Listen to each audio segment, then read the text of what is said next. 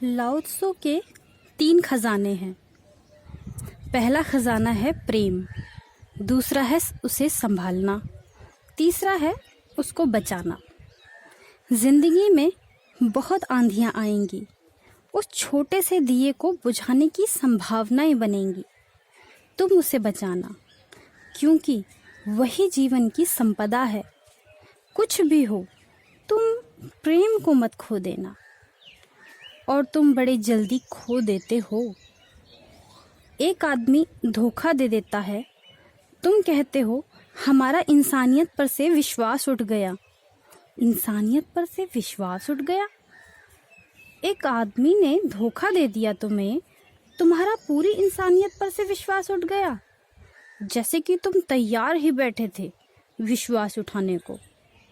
तुमने यह नहीं कहा कि एक आदमी ने धोखा दिया है, इससे इंसानियत का क्या लेना देना।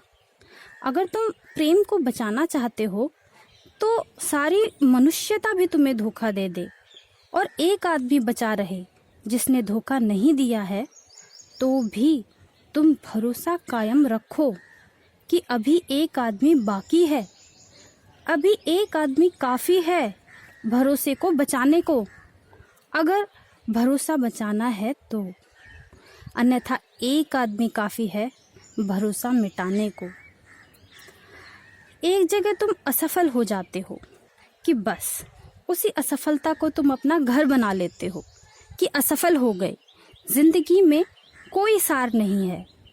झेन फकीर जेनरेन ने कहा है कि जब पतझड़ आए और वृक्षों से पत्ते सब गिर जाएं, तब तुम सावधान रहना। यह मत कहना कि सब जीवन उजाड़ है, क्योंकि यह केवल बसंत की तैयारी है। जब पानी का बुलबुला फूटे तो तुम ये मत कहना कि सब जीवन पानी का बुलबुला है। तुम जल्दी मत करना निषेध को इकट्ठे करने की। नहीं, एक आदमी धोखा दे तो मनुष्यता से विश्वास मत उठा लेना। और अगर ठीक से समझो तो जिस आदमी ने धोखा दिया है, यह आदमी भी इसी कृत्य में पूरा नहीं हो जाता। इसके जीवन में करोड़ों कृत्य हैं। एक आदमी जीवन में करोड़ों काम करता है, उसके एक काम ने धोखा दिया, उसके करोड़ों काम से क्यों आस्था उठा लेते हो? इस क्षण में इस आदमी ने धोखा दिया, लेकिन भविष्य तो सदा उन्मुक्त है। दूसरे क्षण यह बदल सकता है। जल्दी निर्णय क्यों ले लेते हो? और धोखे से धोखा देने वाला आदमी भी तो पूरा तो धोखे में नहीं जीता, जी ही नहीं सकता। झूठ से झूठ बोलने वाला आदमी भी तो कभी कभी सच बोलता है। बेईमान से बेईमान भी तो कभी कभी ईमानदार होता है। तुम क्यों इसकी बेईमानी को आधार बना लेते हो? ऐसा नहीं है कि तुम धोखा खाओ, बस तुम अपने प्रेम को मत मरने दो। प्रेम बड़ा छोटा दिया है और आंधियां बहुत हैं। सब तरफ से बुझाने के लिए आंधियां हैं, और अगर तुमने बुझाने में खुद सहयोग दिया तो कौन तुम्हारे दिए को बचाएगा? कैसी भी स्थिति हो, कैसा भी मनुष्य हो, कैसे भी लोग हों तुम्हारे आसपास, कैसा ही परिवार हो, कैसे ही संबंधी हो, तुम एक बात ख्याल रखना, उन सब के बावजूद तुम प्रेम के दिए को बचा लेना, क्योंकि उससे ही तुम बचोगे। इनके धोखे तो सपने जैसे हैं, पानी पर खिंची लकीरें हैं, बनेंगी मिट जाएंगी। किसी ने तुम्हारी जेब से 4 पैसे निकाल लिए, क्या बनता बिगड़ता है? थोड़ी बहुत देर बाद तुम अपने ही हाथ से उन्हें निकालते, किसी दूसरे हाथ ने वह काम कर दिया। धन्यवाद देना और आगे बढ़ जाना।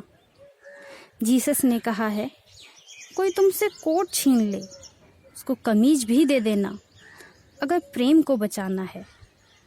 कोई तुमसे कहे 1 मील बोझा ढो चलो, तुम 2 मील तक उसके साथ जाना, क्योंकि हो सकता है संकोची आदमी 2 मील ले जाना चाहता हो और 1 ही मील उसने कहा।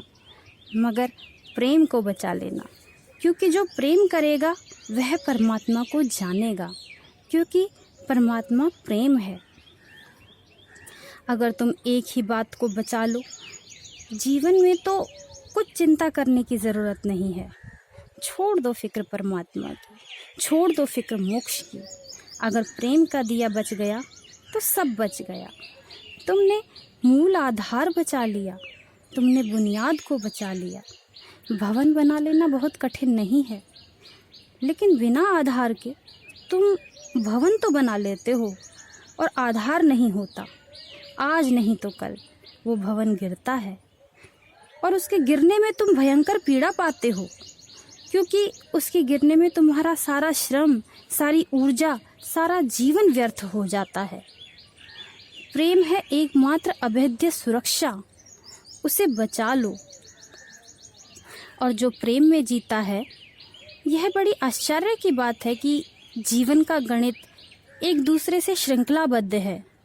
जो प्रेम में जीता है वह हमेशा संतुलित होता है, उसके जीवन में एक बैलेंस होता है। क्रोध में बैलेंस टूटता है, संतुलन टूटता है, क्योंकि क्रोध में तुम वो कर बैठते हो जो नहीं करना था।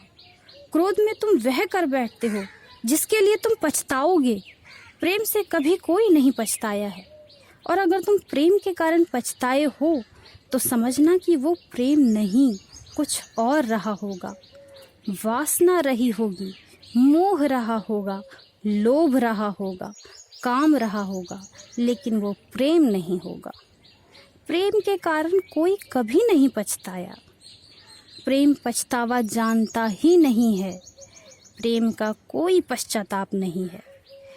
प्रेम एक संतुलन देता है, क्योंकि प्रेम तुम्हारे व्यक्तित्व को एक माधुर्य देता है।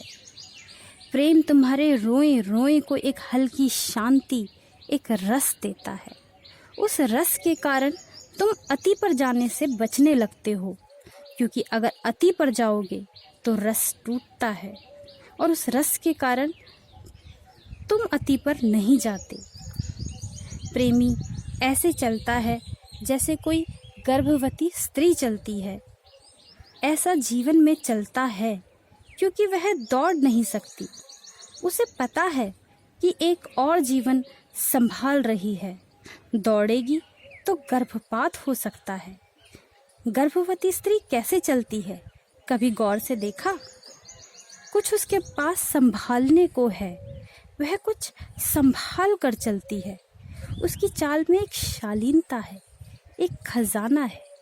अपने से भी महत्वपूर्ण कोई भीतर छिपा है, जिसके जन्म के लिए वह कितनी ही पीड़ा झेलने को तैयार है, जिसके जन्म के लिए वह अपने जीवन को भी खोने को तैयार हो सकती है। प्रेम भी ऐसे ही जीता है।